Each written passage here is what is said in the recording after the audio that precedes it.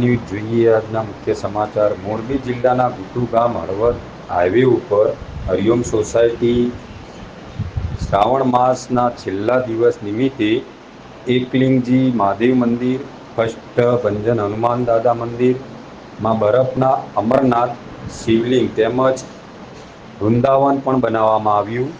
સોસાયટીના તેમજ ગ્રામજનો સમગ્ર જનતાએ ભાવ ભક્તિ પૂજન સમગ્ર મંદિર ભજન કીર્તનથી હર હર મહાદેવ ધૂનથી ત્યાં મંદિરના કાર્યકર્તાઓ સેવકો તેમજ રાત્રે ભજન પ્રસાદ 1 મહિના સુધી ઓમ નમઃ શિવાયની ધૂન પ્રારંભ રાખેલ.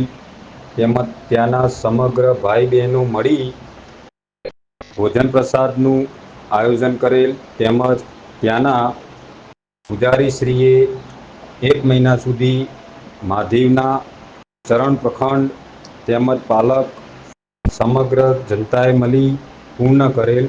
એ ન્યૂઝ